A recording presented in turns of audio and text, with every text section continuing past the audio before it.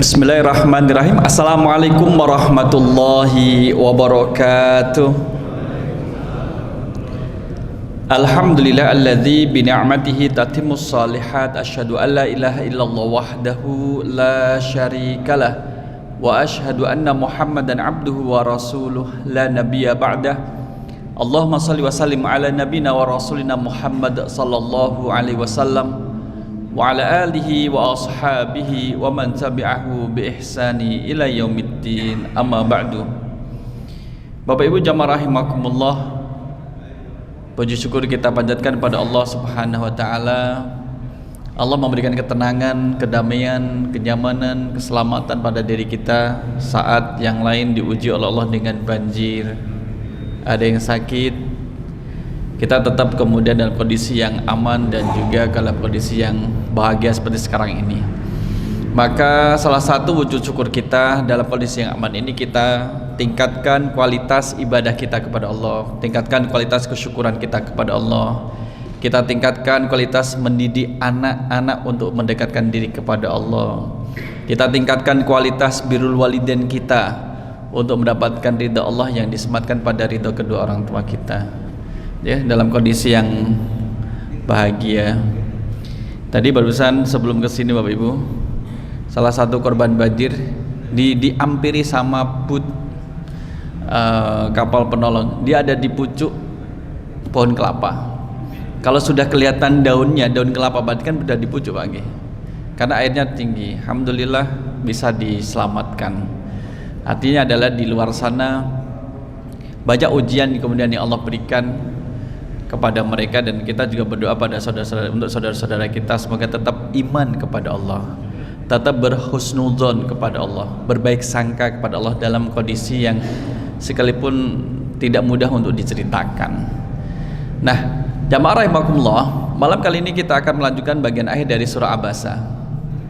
Bagian dari akhir dari surah Abasa adalah ahwalul qiyamah. Ahwalul qiyamah adalah huru-hara tentang hari kiamat, kondisi kiamat. Maka ini pada ayat 33 sampai 42 lebih mensifati peristiwa setelah terjadinya hari kiamat. Setelah terjadi, apa yang kemudian peristiwa yang terjadi setelah hari kiamat nantinya. Nah, kita akan melihat. A'udzubillahi minasyaitonirrajim. Bismillahirrahmanirrahim. Fa idza ja'atis shakhah.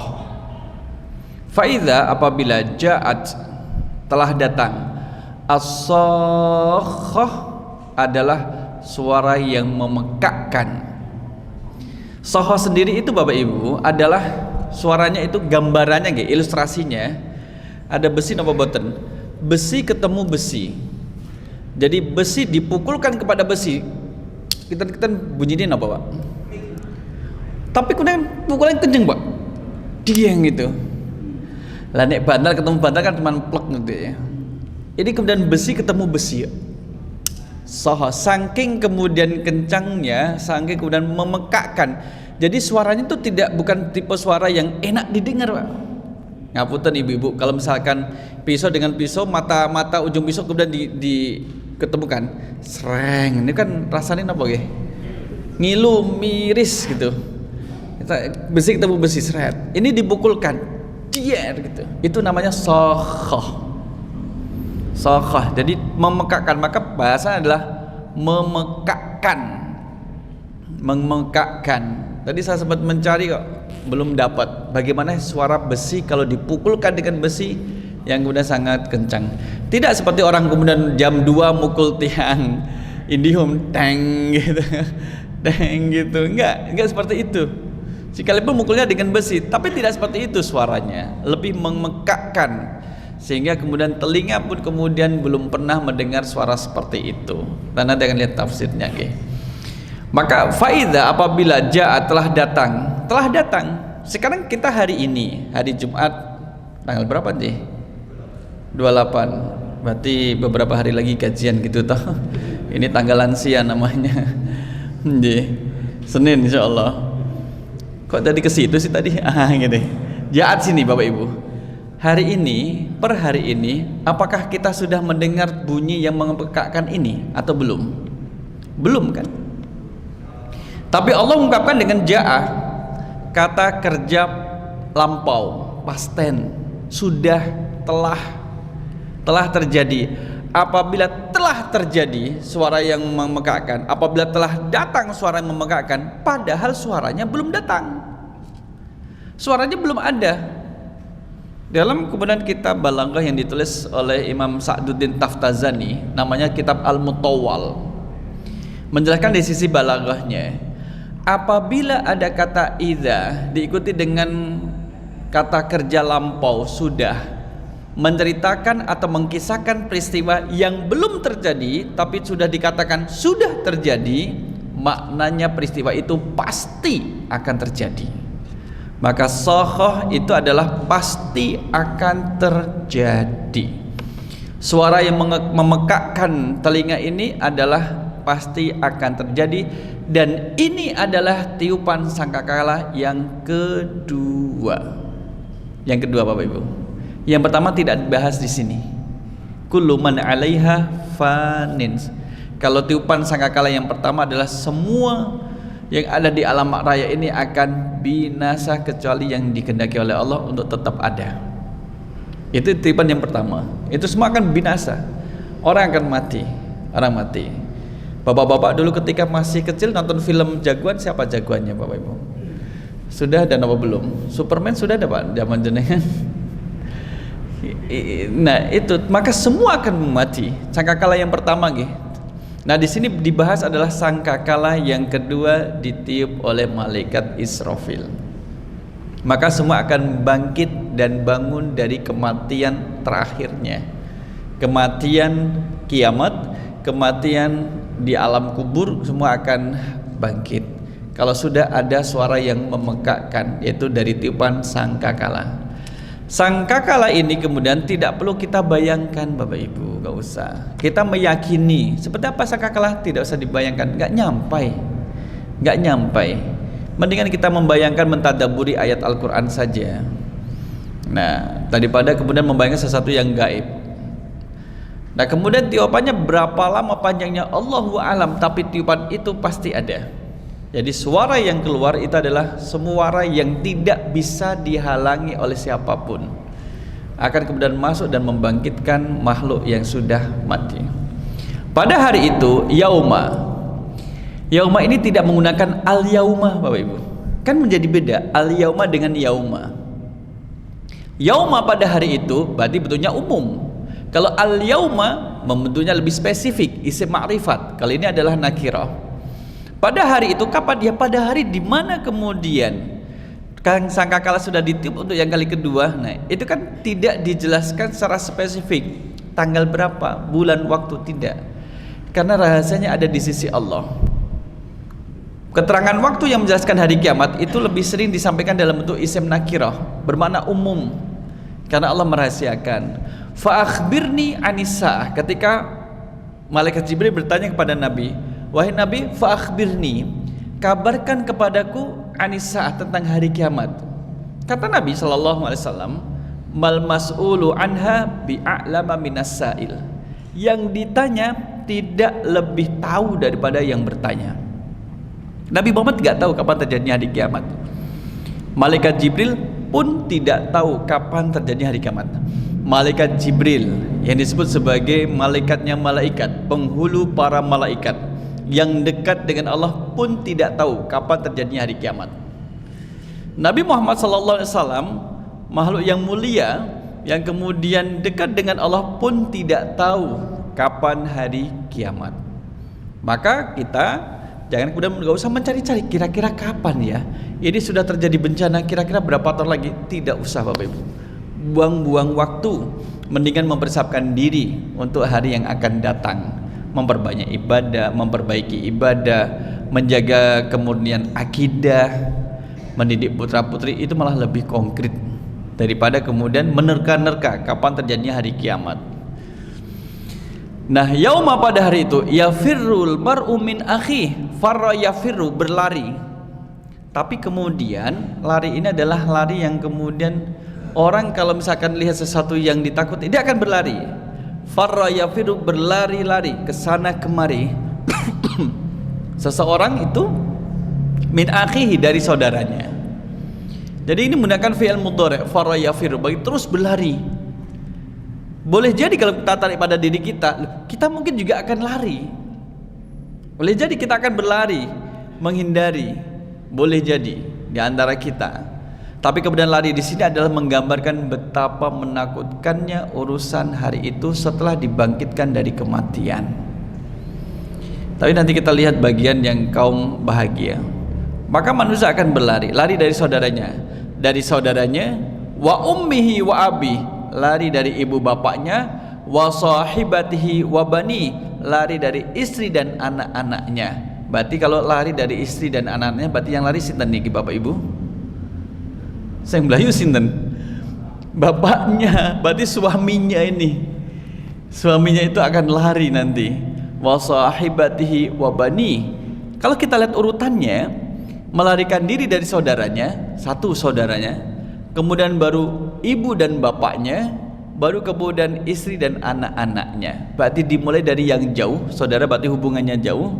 Kemudian agak dekat ibu dan bapaknya, kemudian yang lebih dekat adalah istri dan anak-anaknya sendiri. Lari ini kemudian menggambarkan bahwa betapa menakutkannya, mencekamnya hari itu.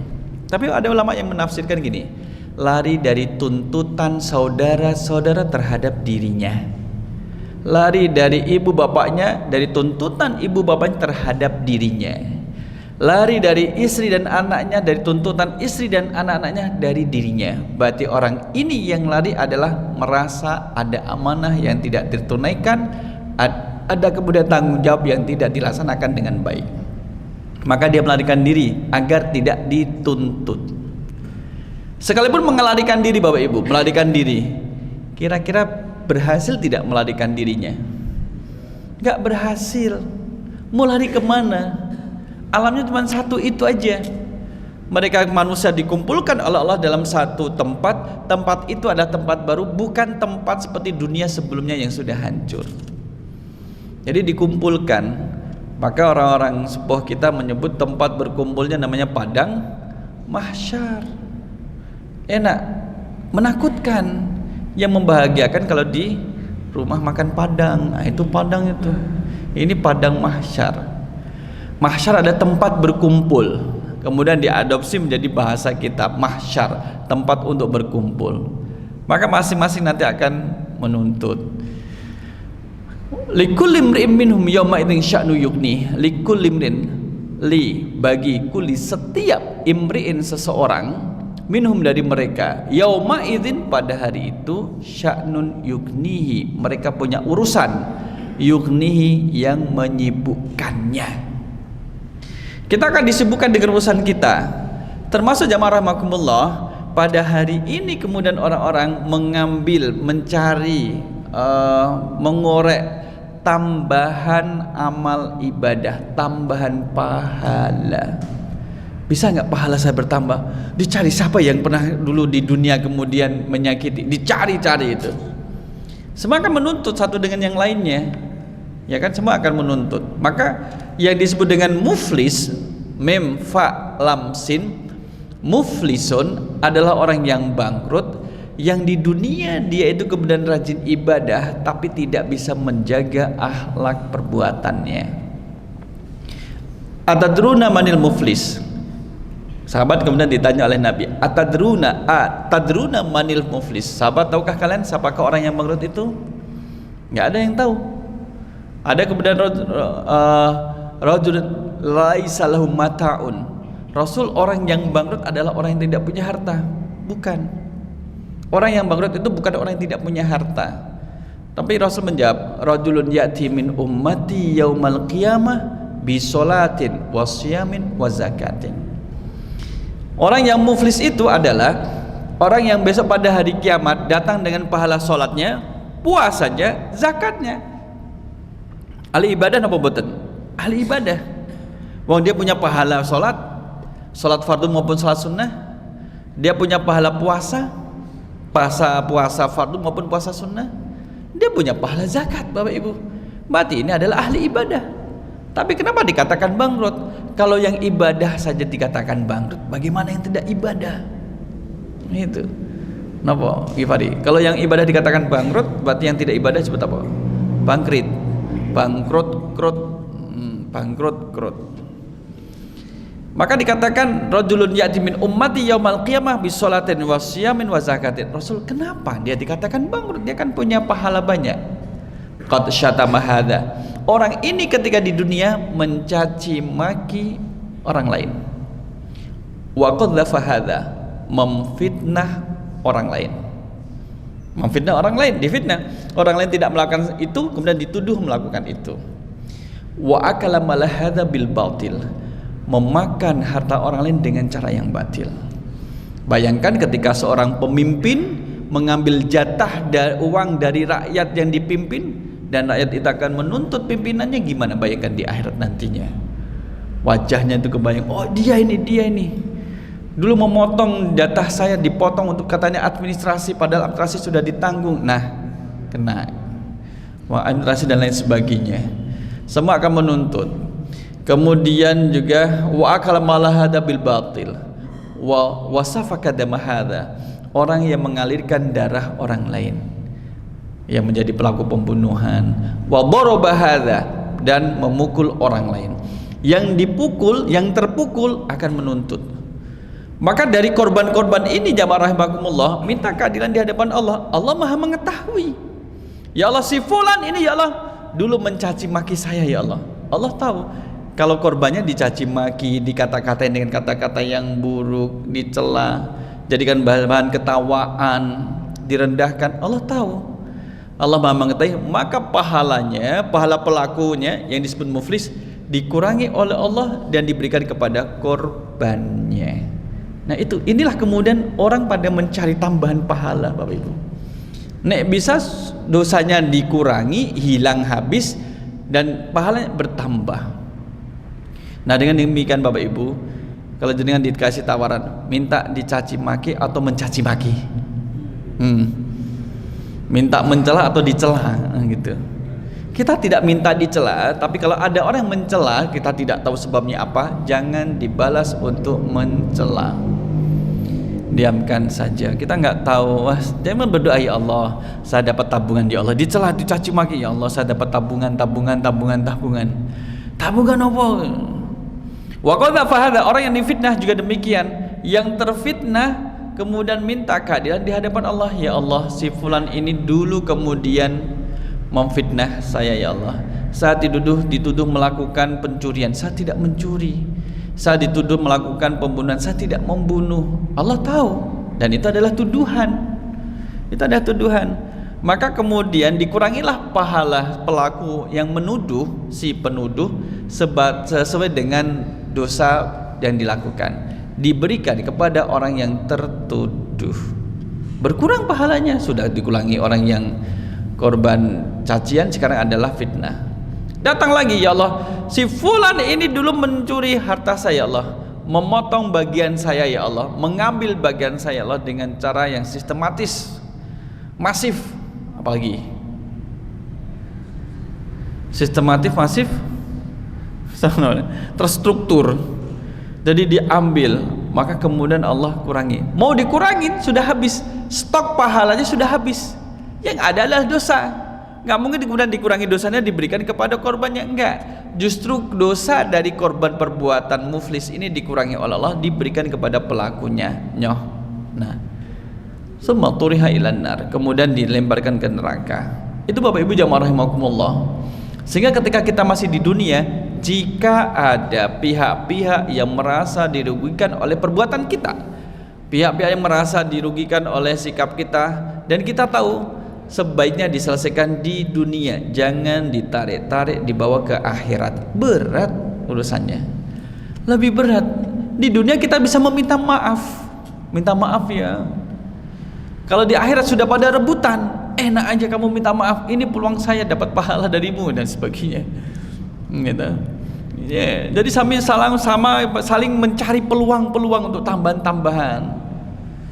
Jangan-jangan nanti ada jamaah yang menuntut ustadznya, ya Allah, saya nuntut ustadz itu, kenapa?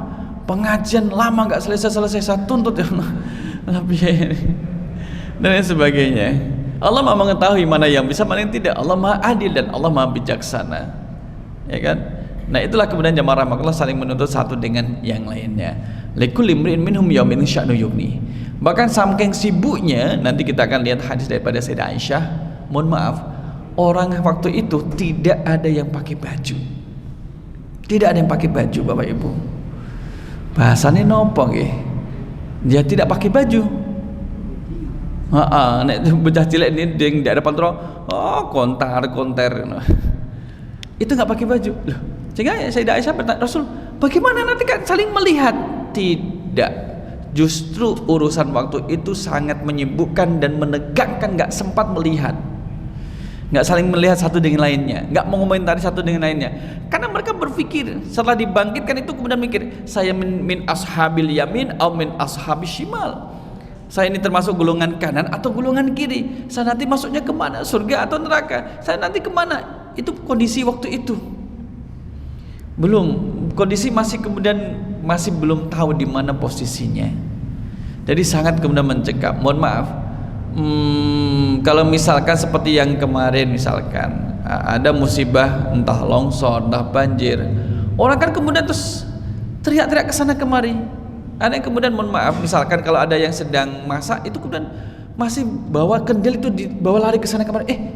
Bawa apa itu? Ternyata kendil dibawa, nggak tahu, sudah nggak pikiran lagi dengan apa yang disampaikan, apa yang dia kerjakan. Bahkan kalau orang mandi, bisa jadi keluar dia sudah tidak mikir lagi dia sedang ngapain. Yang penting adalah menyelamatkan dirinya, suara gemuruh longsornya dan lain sebagainya, ya kan? Sya'nu yughni. Maka wujuhu yauma idzim musfirah. Jadi wajah-wajah dari kata wajhun, wujuhun, dari wajah. Yauma idzin, pada hari itu, musfiratun, berseri-seri. Kalau mukanya berseri-seri, berarti hatinya bahagia, karena muka itu menggambarkan kondisi dan keadaan hati. Kalau orang lagi sedih kemudian ditutup-tutupi, dia pura-pura senyum-senyum, itu tetap kelihatan, Bapak Ibu, kesedihannya tetap kelihatan, karena muka itu menggambarkan kondisi dan suasana hati. Orang bahagia kemudian ditutup-tutupi, akan ketahuan kalau dia itu bahagia. Nah, di sini sama seperti surah Al-Ghasyiyah itu, wujuhu yawma idzin na'imah li sa'yiha radiyah. Jadi muka pada waktu itu gambaran orang-orang yang bahagia, mukanya itu berseri-seri, tomesem, kata Bapak Ibu sekarang ini, tomesem, tahu? Jadi kan pernah mesem Bapak Ibu? Pernah nggih mesem ya? Mesem kan. Wujuh yauma idzin musfirah. Inilah kelompok yang orang-orang bahagia. Dhahikatum mustabsyirah. Mereka tertawa, dhahikah, yadhak, tertawa, dhahikatun. Mustabsyiratun, lagi gembira, sudah datang putusannya, sudah kelihatan hasilnya, sudah ditunjukkan di mana tempat kembalinya, yaitu surga. Maka pada ketawa, pada senyum. Kelompok yang kedua, wujuh yauma idzin 'alaiha ghabarah. Dan muka-muka yauma idzin pada hari itu, 'alaiha, di atas muka itu ada ghabaratun, tertutup debu suram. Bapak Ibu pernah ngerti kertas buram? Gitu. Ada kertas yang HVS folio, kemudian ada yang buram. Buram kan tidak putih, namanya juga buram.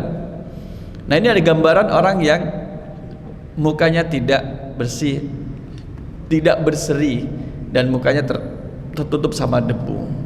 Kenapa? Ini adalah orang-orang yang celaka. Tarhaquha qatarah.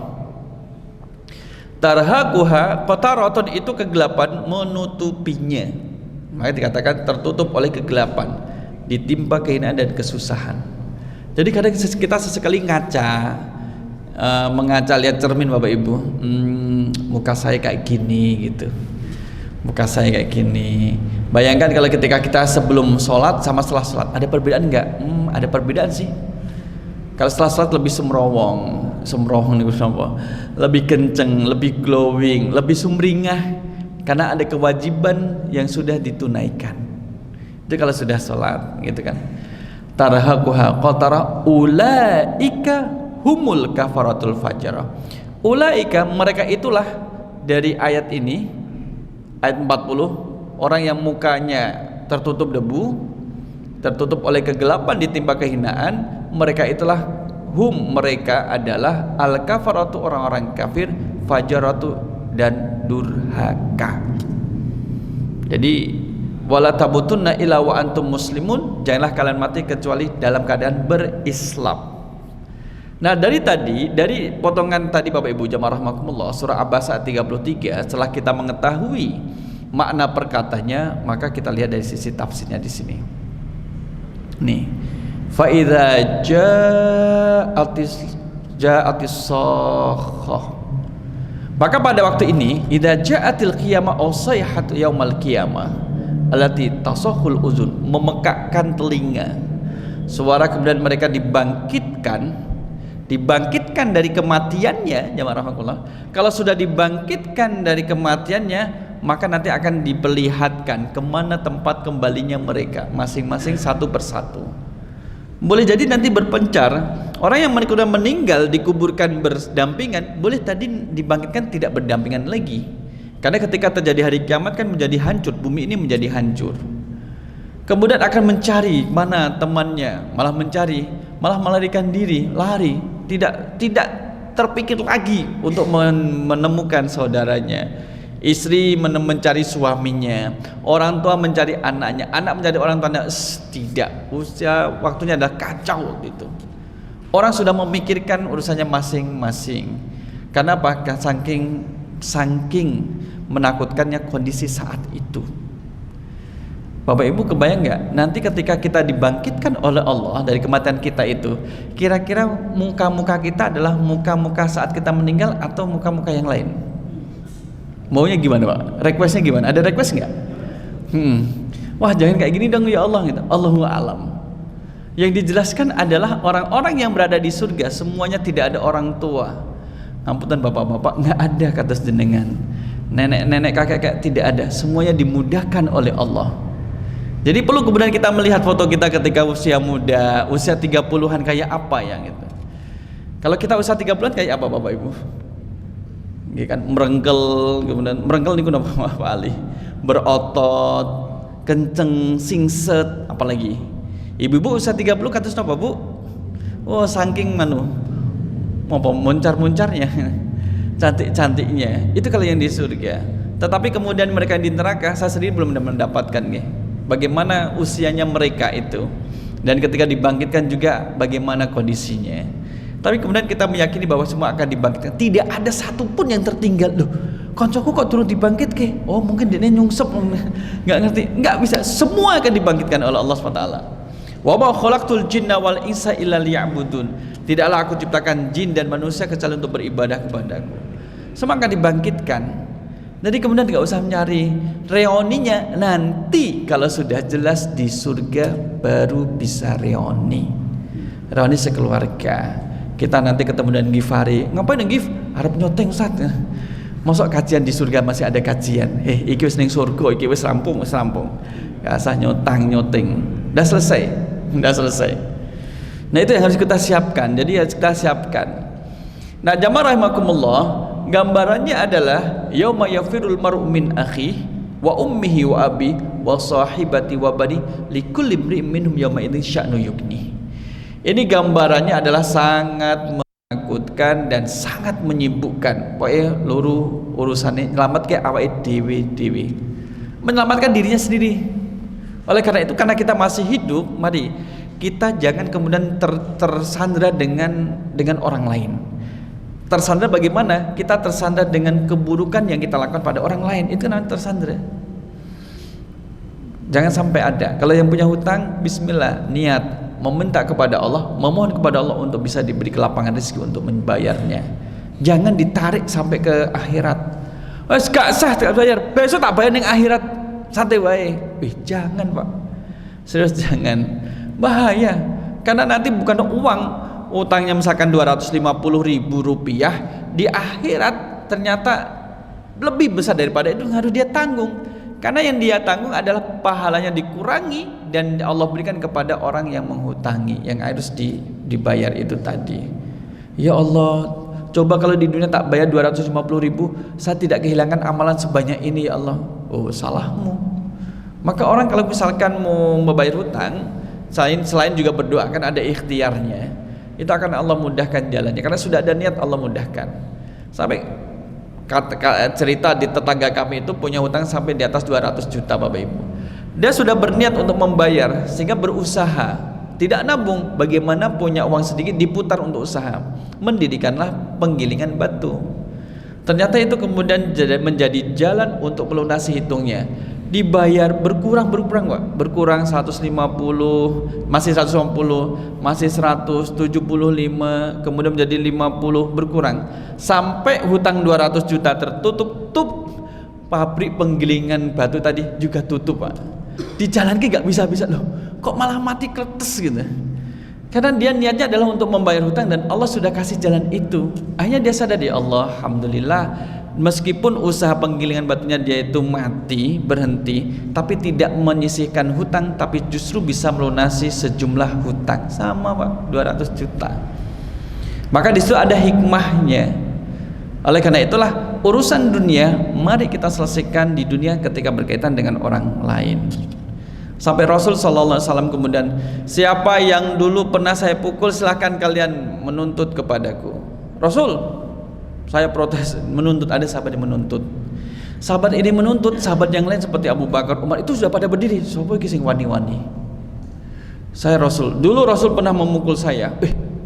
Itu kalau bahasa kita sekarang adalah Umar itu mau mencabut pedangnya, mau apa tidak sereng gitu. Karena orang ini kemudian berani menantang Nabi menurut sahabat. Dulu engkau memukul saya Nabi, sekarang saya mau menuntut balas.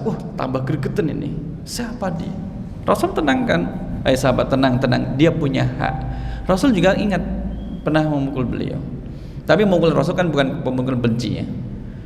Silahkan kalau kamu mukul. Tidak Rasul, dulu engkau pukul saya ketika saya tidak memakai baju. Lepas baju engkau Rasul. Tambah wani-wani. Iki bedang mesti tinggal disabut, berani orang. Oke, Rasul buka bagian yang kemudian dipukul, bagian badannya. Silahkan kamu pukul saya. Maka orang ini, sahabat ini mendekat. Yang lain sudah kemudian siap-siap ini. Jangan sampai Rasul kemudian terluka. Berani-beraninya nih sahabat ini memukul Rasul. Ternyata kemudian dia tidak memukul Rasul, tapi meletakkan menyatukan, melekatkan kulitnya, mempertemukan dengan kulitnya Nabi. Karena kulit yang bertemu dengan kulitnya Nabi tidak akan dibakar oleh api neraka. Dan itu menunjukkan bahwa sahabat ini juga cinta pada Nabi. Bukan hanya karena kemudian menempelkan kulitnya, tetapi juga ketaatan dia kepada Allah dan kepada Nabi juga itu menjadi sebab Allah memberikan rahmat kepadanya. Nah sekarang ini kan kita bukan Nabi toh Bapak Ibu, kita bukan Nabi. Sampai demikian itu, sampai Rasul demikian memberikan pelajaran kepada kita.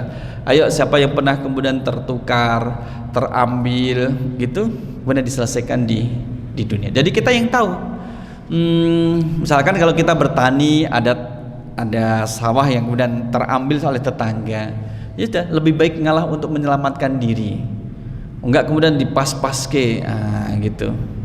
Kemarin misalkan ada yang beli tanah 195, didirikan bangunan 165, loh yang 30 kemana gitu, nggak ada. Ketika diurus ke BPN jadi 130, kan jadi bingung iki piye. Nah sudah, tenang, biar nanti Allah yang akan memutuskan gitu. Allah memutuskan yang benar yang mana, itu kan jadi tabungan ya. Jadi tenang, udah jadikan tabungan di akhirat. Lagian yang ngasih juga, yang jual juga sudah meninggal. Masa kita datang ke kuburannya, jadikan pripon toh. Masa tanah 195 jadi 160. Lah ketika kami ngurus ke BPN malah jadi 130, malah mengkeret iki piye. Ya mungkin sudah kelamaan enggak diurus kali. Nah oleh karena itulah jamaah rahimakumullah, jangan menyepelekan urusan akhirat. Ya, jadi tidak boleh kemudian menyepelekan. Oleh karena itu saking menyibukkannya orang-orang kemudian pada lari dari saudaranya, ibu bapaknya, istri dan juga anak-anaknya. Ini gambaran bahwa akan saling menjauhi satu dengan yang lain. Ada kemudian jamaah rahimakumullah terkait dengan sifat penghuni surga. Kalau ini kan tadi saya sebutkan bagaimana orang-orang yang dikumpulkan itu kemudian tanpa busana. Tuhsyarunal hufatu uratul masyatul urlan. Orang-orang akan dikumpulkan oleh Allah dalam keadaan telanjang kaki, telanjang badan, dan kemudian ya telanjang, tidak pakai busana. Ya, tidak pakai busana, nggak ada menutupi dirinya. Maka kemudian Rasul, berarti orang satu dengan ini saling melihat Rasul. Poyok-poyokan, ternyata awakmu koyok ngono yo. Heeh, koyok ngono. Nggak ada kayak gitu itu. Kemudian poyok-poyokan nggak ada. Tidak ada. Kenapa? Ma'ashghalahu 'anin nadhar. Enggak akan mereka disibukkan dengan memandang satu dengan yang lainnya. Akan disibukkan dengan urusan lebih penting, selamat atau tidak. Selamat dari neraka atau tidak, itu jauh lebih penting. Dan mereka akan disibukkan dengan yang demikian itu. Nah, kelompok orang-orang yang kemudian bahagia, wujuhu yawma idzin musfirah dhahikatum mustabsyirah. Mukanya berseri-seri, kemudian tersenyum sambil tertawa gembira. Karena sudah keluar hasilnya, mereka adalah ashabul yamin, golongan kanan. Mereka adalah ashabul maimanah, dia adalah golongan kanan. Bukan berarti yang duduk sebelah kanan, bukan. Wah, ini golongan kiri, duduk sebelah kiri, bukan juga. Nanti yang mengelompokkan adalah Allah berdasarkan dari ketaatan masing-masing. Siapa yang beriman masuk golongan kanan, siapa yang tidak beriman, meninggal dalam kondisi tidak beriman, dia masuk golongan kiri. Bukan aku jenengan kok jalannya kok kaki kanan di depan terus, kaki kiri kok di belakang terus. Aku kan golongan kanan gitu. Tapi kalau jalan itu miring-miring tapi kaki kanan di depan terus, itu bukan seperti itu. Itu bukan golongan kanan seperti itu yang dimaksudkan. Sedangkan orang-orang yang golongan kiri, jamaah rahimakumullah, al-ashqiya, orang-orang yang celaka. Wujuh yauma idzin 'alaiha ghabarah. Mukanya suram, tertutup debu. Ya, jenengan kemarin pernah lihat, sorry lur, paketnya nggak nyampe, aku terjebak erupsi. Jadi mukanya itu kena abu vulkanik. Tukang kurir kemudian sampai memperjuangkan pesanan pelanggannya itu terlambat karena dia adalah tertahan oleh abu vulkanik. Kurir yang terjebak abu vulkanik, ada nggak vulkanik yang minta maaf itu? Ini dia, ini gambarnya sudah ada. Ini Pak, ini kemudian dia minta maaf nih. Ya, saya tidak mengatakan ini kemudian yang kelompok yang celaka muka. Ini gambaran kalau orang kalau mukanya kena debu itu seperti, kan nggak kelihatan tuh Pak, ya kan nggak kelihatan gitu ya. Terkena abu vulkanik, kurir tetap antar paket dan minta maaf karena terlambat mengantar, ya Allah. Padahal ini abu vulkanik loh Bapak Ibu. Saya 2010 sudah merasakan abu vulkanik di Jakal yang sudah di KM saya itu sampai atas ya Pak. Di atas nggak atas banget, 21 KM 21 sampai KM 21 karena pakai motor dan melewat dalam sehingga kemudian tidak terpantau. Itu juga pakai jas hujan yang juga seperti ini, kemudian turun di KM 10. Nah, kembali kepada tafsirnya ini, jamaah rahmakumullah, itu menggambarkan bahwa mukanya itu tidak bersinar. Wah Ustaz, berarti kalau saya di dunia pakai skincare berarti nanti di sana masuk surga? Belum tentu, itu bukan menjadi penentu, bukan skincare-nya itu. Kemudian mukanya jadi glowing. Jadi itulah gambaran yang nampak ya. Kenapa menjadi suram mukanya? Karena dia membayangkan nasibnya nanti seperti apa, itu gak jelas, dikarenakan tidak beriman. Mereka sudah meyakini di mana tempat kembalinya. Apa yang disampaikan di dunia terkait dengan ajakan beriman kepada Allah, mereka langgar, mereka tentang. Diajak untuk beriman terhadap Rasul SAW, kemudian mereka tentang, karena tidak mau beriman Bapak Ibu. Mereka ini tidak orang yang beriman. Dulu pernah beriman tapi kemudian murtad, keluar dari keimanannya, masuk di sini. Dalam Al-Quran itu dimasukkan. Adalah orang yang kemudian meninggal dalam keadaan tidak beriman kepada Allah. Dan Allah tahu orang ini beriman atau tidak, Allah itu tahu. Dan kita tidak bisa menghukumi karena iman itu urusan hati. Ulaika humul kafaratul fajarah. Itu orang-orang fasik yang kemudian pendusta. Sudah kufur, tidak beriman kepada Allah, lagi dusta, mengajak orang lain untuk berdusta. Nah, yang perlu kita siapkan sekarang ini, jamaah rahimakumullah, adalah wala tamutunna illa wa antum muslimun. Dan janganlah kalian itu meninggal, kita meninggal kecuali dalam keadaan berislam, beriman kepada Allah. Yang susah adalah ketika sedang diuji.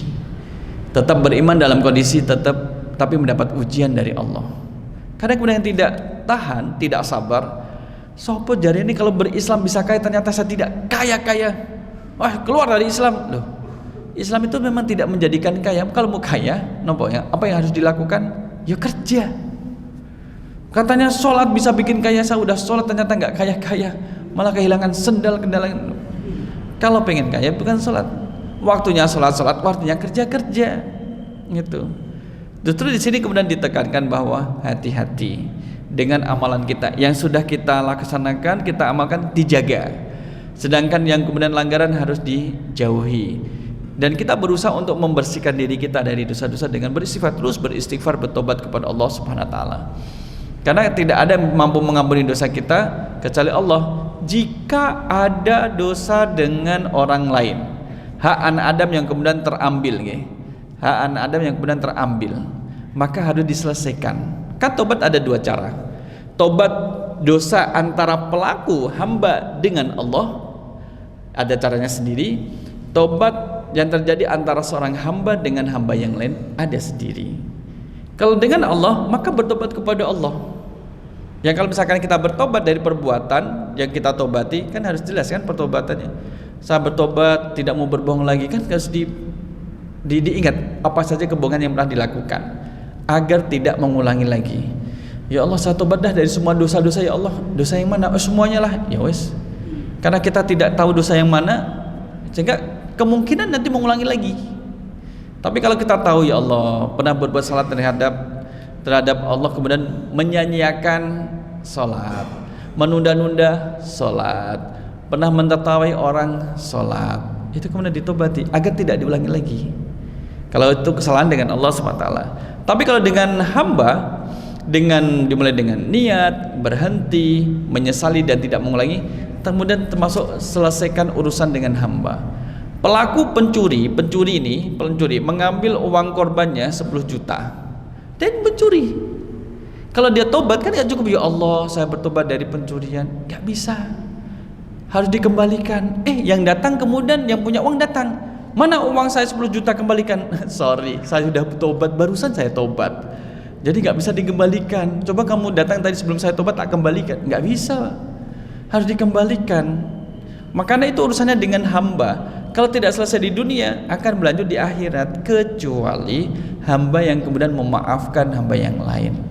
Ya Allah, saya tidak menuntut dia, ya Allah. Nah, itulah wal afina anin nas. Itu yang masuk kategori adalah orang yang memaafkan kesalahan orang lain. Wal afina anin nas. Nada munadin, akan ada panggilan di akhirat nantinya. Aina mu'afuna anin nas, di mana orang-orang yang suka memaafkan saudaranya? Halumu ila rabbikum, mendekatlah kalian terhadap Tuhan kalian. Wa khudhu ujurakum, dan ambillah pahala kalian. Pahala yang Allah siapkan. Wa haqqul muslim idza afa ayyadkhulal jannah, dan hak seorang muslim ketika dia memaafkan orang lain yang salah terhadap dirinya, ayyadkhulal jannah, itu dimasukkan ke surga. Ini seperti itu Bapak Ibu. Kalau mau memaafkan, kalau nggak memaafkan, ya itu haknya masing-masing. Mungkin dia dapat tambahan pahala, tapi kan nggak ada jaminan masuk surga gitu. Mungkin dia akan tertahan oleh yang lainnya. Tapi kalau misalkan memaafkan, itu lebih baik. Maka itulah karakteristik dan ciri orang yang bertakwa dalam surah Al-Imran 134 135. Wasari'u ila magfiratin mir rabbikum wa jannatin ardha samawati wal ardu uiddat lil muttaqin alladzina yunfiquna fis sarra'i wad dharra wal kadhiminal ghaidha wal 'afina 'anil nas wallahu yuhibbul muhsinin. Kita dengarkan azan.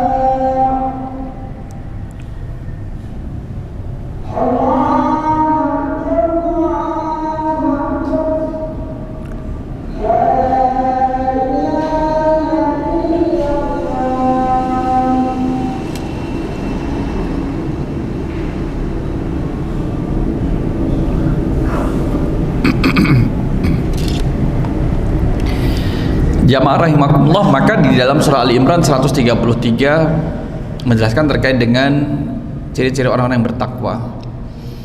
Wal afina anin nas adalah orang-orang yang memaafkan kesalahan orang lain. Berarti ketika dia kembali kepada Allah sudah tidak membawa tanggungan orang lain. Itulah yang disebut oleh Rasul SAW ketika di depan sahabat-sahabat, maukah kalian saya tunjukkan calon penghuni surga? Ada kata calon penghuni karena masih hidup. Tuh yang dia datang, mukanya masih basah dengan air wudunya, yang dia tuh masih nenteng sendalnya. Rasul, dia calon penghuni surga? Iya, dia calon penghuni surga. Maka sahabat kemudian ingin tahu amalan apa yang benar dilakukan sehingga bisa disebut oleh Rasul sebagai calon penghuni surga. Diikuti, maka singkatnya adalah dikatakan, saya ketika tidur tidak pernah membawa rasa dendam, marah kepada orang lain dari peristiwa di siang hari. Selesai. Jadi misalkan di jalan diserempet sama orang, mau diserempet sudah dimaafkan. Di jalan ke lampu merah dibilang, hei cowok tampan, dimaafkan. Hai ganteng, dimaafkan. Bahkan dengan keluarga, dengan suami istri, dengan anak pun tidak membawa rasa dendam, marah dalam istirahatnya. Nah itulah kemudian kita menata hati kita, mudah-mudahan kita termasuk orang-orang calon penghuni surga. Amin ya rabbal alamin. Oke. Makatan Bapak Ibu jamaah rahimakumullah, akhir pembahasan dari surah Abasa, dan insyaallah besok kita masuk pada surah yang di atasnya insyaallah. Kita cukupkan dengan doa kafaratul majlis. Subhanakallahumma wa bihamdika asyhadu an la ilaha illa anta astaghfiruka wa atubu ilaik. Aku qouli hadza astaghfirullah li wa lakum. Assalamualaikum warahmatullahi wabarakatuh.